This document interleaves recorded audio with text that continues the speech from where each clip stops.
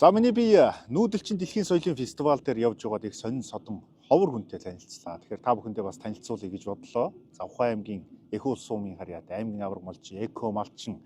Ер нь бол нэр алдар нь бол ингээд яриад байх юм бол дуусна шиг л хүн байна. За аюур зангуу та бүхэндээ танилцуулж байна. Тэгэхээр хамгийн гол нь юугаар нь онцолж та бүхэндээ танилцуулж энэ нэвтрүүлгийг бэлтгэж байгаа вэ гэх юм бол соёлын их өв, нүүдэлчдийн их соёлын их өвийг одоо өвлөн уламжлагч гэж нэрлэх юм да, тийм ээ. Энэ утгаар нь та бүхэндээ онцлон танилцуулж байгаа.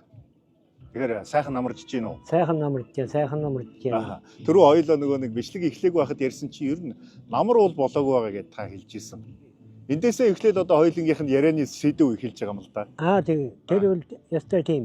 Энэ жилийн намар бол эрт намар болсон. Тэрийг л хүн болгон анзаарч байгаа. Тэгэхээр зэрэг одоо цаг агаарын одоо хит их халалт уур ашиалтаас болоод тэгээд энэ жилийн эрт намар боллоо. Тэгээд яа харахгүй цагийн юм цагтаа одоо тэгэл яа харахгүй намрын сар маань угтлаа ингээл нэрээсээ намрын байдал бүрийн шилжлээ. Одоо тэгэл цаг агаар бол энэ жил нэр нь яахан тийм гандуу хандлагатай боллоо одоо. Өвийг уламжлана гэдэг маань их сонин зүйл. Одоо таны хувьд миний үзэгчдтэй сонирхуулж ярих гэдэг зүйл их юм бол миний хүүхэд байхад л одоо малчд маань маргааш бороо орох нь байна, нөгөөдөр бороо орох нь байна. Энэ өвөл их ахир хатуу өвөл болох нь их өнтэй өвөл болох нь гэж ярьдаг байсан.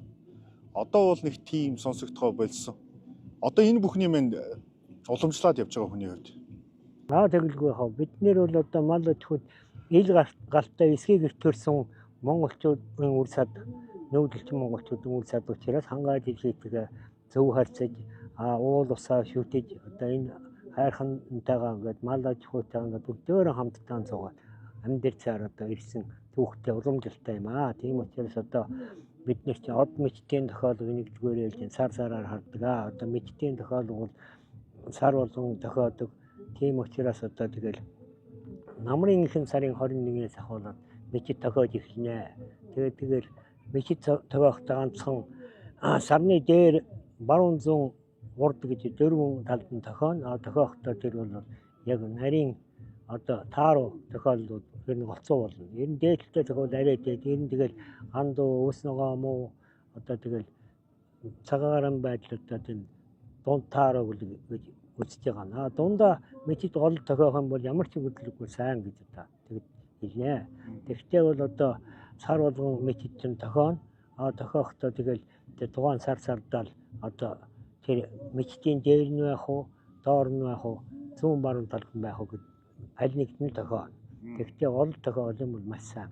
Тэгвэл намрын одоо ихэнх сарын 21-ээс ахуулаад одоо могой сарын зуны ихэнх сарын 3 хүртэл одоо тэгэл мичид байхгүй далд ордоо.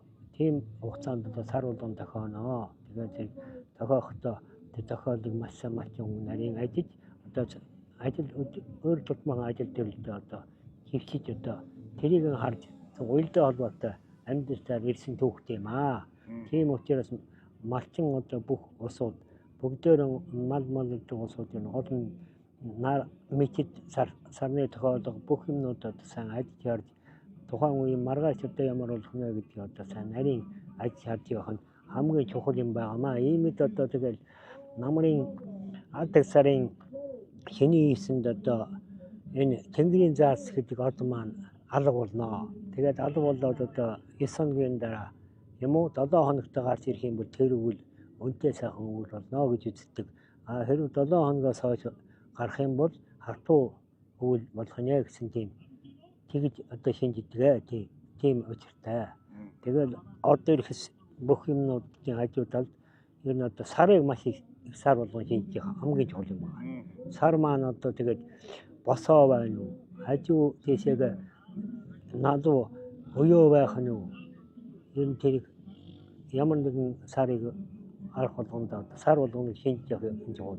Одоо сар жишээлээд их юм бол одоо хурс зүйтэй бөгөөд одоо нарийн одоо босоо сар гэх юм бол хур багтай одоо тийм өвчин хууч ихтэй нэг тиймэрхүү тийм цаангүй сар гарах нэ гэж ярьдаг. Жаахан уяа тэгээд дээрээсээ жаахан тийм дундуураа бүдүүвчэр тийм сар гарах юм бол энэ тэгэл бас тэгээд хуруура бас гайгүй бас цас чуур бас гайгүй энэ гайгүй талдаа байх нэ гэсэн тийм сарыг тэгж шинжнэ. Одоо сараа маань тэгэл ер нь сар болгон тохоо гарах болгондоо л одоо шинжидэг. Өвлийн ихэнх сарын 15-нд одоо монголчууд ер нь жилээ одоо бас тэр шинжидэг талтай. Аюур цонхоо энэ одоо монголчуудын малчдын их ухаан, нүүдэлчдийн өв соёл тийм ээ. Өв соёл их нарийн ухаан одоо бараг шинжлэх ухаан шиг болтлоо хөгжсөн энэ зүйлийг та өвлөн уламжилж авч үлджээ. Одоо миний асуух гэж байгаа зүйл гэх юм бол энэ нарийн шинжлэх ухаан шахуу болсон энэ зүйл өв уламжлалыг та хинээс ингээд одоо тодруулах юм бол энэ ухааныг хаанаас сурсан бэ гэх юм уу тийм ээ? Тий, яг үнэ. Энийг одоо үед амьддаг тууж мууж одоо тэр мэддэг улсуудаа одоо настай хүмүүсд бидний үеэс нас амьд үед амьд ирсэн ахмадуудаас суралцаад тэгэл нарийн ингээд заалгаад тэгэл үүндээ яг миний хоббит гэх юм уу тийм ийм одоо орон янз бүрийн юм дэх дуртай хоббит ургамал ногоо ийм одоо энэ сони хоббитэй учраас тэгэл хобби дур сони хоббиг асуудал юм л да энэ үл юм. Тий. Мэдээж хэрэг эцэг өвгдөөс өвөө имээ тий. Тий манай эцэг өвгөд чинь айхтал тийм тангад юу Монгол номонд бол сайн манай эцэг өвгөл одоо тууж түүх тийм их ярьдаг тийм хүн байсан.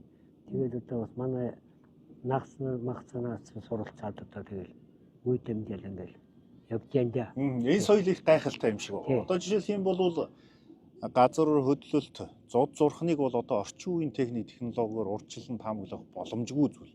Нүүдэлчдийн соёл өв уламжлалаар одоо жишээлх юм бол их хахир өвөл болдог доо. Миний одоо ингээд онцгойлж хэлэх юм бол монголчууд маань бичин зэлэл их хатуу болдог, өвөл их хатуу байдаг. Энэ мэн өөрсдөө одоо таны ярьж байгаа малч ухаан монголчуудын энэ соёлын нэг хэсэг баг. Тэглэг яах вэ? Энэ бол одоо жил болгон одоо тэр мэчин жилийн судалгаа мэчин жил яасан ба 68 оны мэчин жил өмнөх 2000 гарангийн мэчин жил эднээс ч одоо бас л яг тийм сайхан биш хатуу хүндлээ байлаа. Мэчин жил бол яг хүнд энэ хөгжүүл бол одоо тийм жил одоо хүнд байлгаа гэдэг тийм ам дамжсан тийм номог яриа тийм ярьдаг л да. Тэр үл яа харахгүй одоо байгаад байгаа байхгүй юу? Одоо хойсон жилээс үл ер нь гайгүй үл болох байхгүй. Морин жил ер нь гайгүй байдаг юм да гэж байна. Би яг танаас асуух гэжсэн. Одоо жишээлх юм бол зарим нэг хүмүүс бол энэ өвөлийг хахир хатуу өвөл болох нэ 100 их гарц муутай байлаа гэж яриад байх шиг байна. Хадлан дижил бол ер нь хөрөлцөхгүй баруун аймагуд руу чийж ярьж явах шиг байна малчд. Таны хувьд одоо шинжээд үзэх юм бол энэ өвөл ямар өвөл болох бол энэ өвөл миний хувьд бодлоор бол цаас айх дээрх орохгүй алга цааг өвөл болох байх гэсэн юм юм доктор бодоод байгаа. Бас энэ харин хүүтний хувьд л хүүтэрнэ. Энэ жил бол ер нь хүүтэн байх хандлагатай боллоо. Тий. Энийг бол одоо зундай халуун байвал хүүтэрнэ гэсэн хүүтэрдэг тийм чиг ер нь энэ газар нутгийн онцлогоос их хамаардаг юм болов. Таны одоо өссөн төрсөн Унган нутагч нь Завхай аймгийн их улс. Газар зүйн онцлог гэж нэг юм их байна да. Одоо жишээлх юм бол хятад руу ч юм уу. Бүр наашлаад эх орондоо ярих юм бол говийн бүс рүү яриад ирэх юм бол таны энэ таамаглал одоо энэ судалгаа шинжилгээнээс зүрх асуудал байх уу? Энээс бол одоо нэг айх дээрх зөрөөд байх юмгүй. Гэлээгт одоо хүүтний хувьд бол одоо манай нутагч одоо бүр хамгийн багадаа 30 хэдэн градусын хүүтэнтэй байна. Өвөлдөө. Тэгэл 40 мөч гарan шүү дээ. Заримдаа 40 гараад 50 хүрээл ирэх шүү дээ. Тэг. Ерөөсөө зундаа айхтай халт бол энэ гэртээ хойхоо нуусяг бол гайгүй л дээ. Бас гайгүй хажийн одоо нэг удаа 30 мэт 20 мэттэй байна л да. Энэ зүүнний хувьд бол тийм л болох шиг байна маргамж. Тэгэл ер нь тэгэл ерөнхийдөө энэ үеийн хувьд бол 40 хэдтэй юм уу 30-аас муухгүй байх гэсэн 30 хэдтэй юм уу тийм л байх. Тундас багтай хэрнээ их хахир өвөл болно гэж байна тийм. Яхан тийм хүүтэн ер нь хүүтэн талдаа тийм л өвөл болох ба. За та аюур цонгоо одоо энэ их өвлөө уламжлагчийн хувьд ирээдүйн улсын Монгол залуучуудаа хандаж юу гэж хэлмээр байна.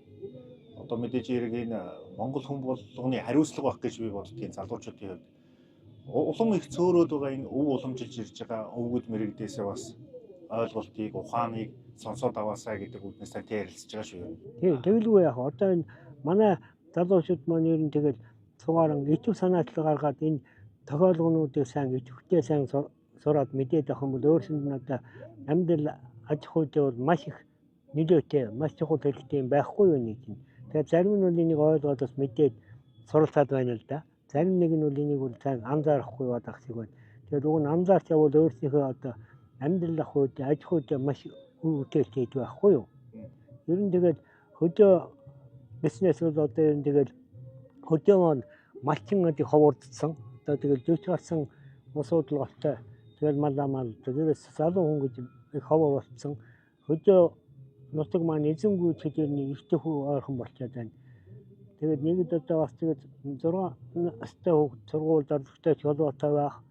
Тэгээд одоо ер нь тэгэл хөдөөгөө анхаарч одоо төр засгаас ахвал ер нь тэгэл бодлого тусгай бодлого боловсрол явахгүй бол ер нь тэгэл хөдөөний мал малдаг малчингууд маань маш их ховордож байна. Ер нь хөдөө бол одоо амьдрал ахуйгаа зөвөр тусгаад зөвөр бодох юм бол одоо тэгэл залуу улсад байсан ч гэл одоо тэгэл амьдрал одоо хөдөө боцолж байна. Энэ амьдрал руу ирээсэй л идэл одоо хүсэх байна да. Хөдөө бол энэ сайхан байна шүү. Амьдрал бэлэн байна. Одоо бүх юм бэлэн байна. Хөдөө үлээс амьдрал чадах юм бол бүх боломж байна шүү л.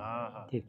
Ер нь бол их муухайгаар хэлэх юм бол монголчууд маань өөрсдөө их махан дуртай хүмүүс маха бэлдэх малчингүү бол ер нь яах вэ гэдгийг бас цаагаараа бодож байвал их зүгээр шууд удгаараа тийм ээ. Аа. Таны хувьд одоо энэ өвлөн уламжлагчийн хувьд цааш нь бас өвлүүлэх гэдэг нэг зүйл байгаа тийм ээ. Өөрийн хувьд үр ачтаа ч юм уу одоо ойрын шав бэлдэж байгаа юу? Байлгүй манай зэ манд одоо нэгдүгээр ингээд байна. Манай тэгэл ойр авийн нөхдүүд байна. Надтай фестивал туг явсан энэ цагаан чөлөөцмөн тогтго сөрөн гэдэг нөхөр байна. Энэ бол одоо тэр жилийн загсарыг бол харах 25-нд бол надад топ байн холбоотой. Одоо эндээ тохиолоо одоо яах вэ? Одоо энэ яг нөх би номыг нөхсөн байгаа. Над бичсэн ном байгаа даа. Тэгээд тэрийг одоо юу яа гэж бодвол тэрийг нөх нь хэлж өгсөн. Тэгээд тэр барьсан заах. Одоо яг тийм байхаар ингэж энэ үйл ихээр ийм байна. Тэгээд манай сум цогоо гэж бас нэг өдөө аж ахуйн мэргэжилт юм байж. Тэр бас надтай байн холбоотой. Лагсар тохиохоор талаас утастай дуурай. Одоо лагсар ийм байна. Одоо эндээ тохиож байна энэ төргээл асуугаад ингээл ярилцчихвал ийм одоо бас усууд байна тийм. Одоо түрүүнээс хойш таны ярианаас ингээл лагсар тохион од мөчтэй хүртэл манай монголчууд маань их өөр нэршлэр нэрлэхий одоо би мэдэхгүй юм да. Жишээлх юм бол одоо шинжлэх ухааны нэршлэрээ таны түрүүний хэлсэн од тийм ээ? Гар од гэж юм. Тийм гар од энэ төр чи одоо орчин үеийн хэллэгээр одоо ямар однуудыг нэрлэдэг? Орчин үеийн хэллэгээр бол одоо мичэд чинь бөөгөөсөн гэдэг од бөөнд их содон од байгаа. Тэрийг одоо мичэд гин. Юу нь болохоор зэрэг лагсар гэдэг од маань энэ 100 ор зүгтээ 7 бурхан шиг мөртөө. Тийм энэ яг 100 гар шиг юм харуу бата. Энэ иймэрхүү тэгэл сар энэ дээр хааны тохиох нь гэдгийг сарыг хараад. Тэгээд яг 25-нд яг тохиогдсон байна. Хаана тохиох вэ? Хаагуур тохиогоод хаагуур гарах нь гэдэг. Маргаас нь хараад бүр төрөө даалгавцсан байна. Хоцсон байна. Тийм. За. Манай үзэгчдэд болон надад сонирхолтой ууламжлалын талаар сонирхолтой ярилцлагыг өгсөн танд баярлалаа. За баярлалаа.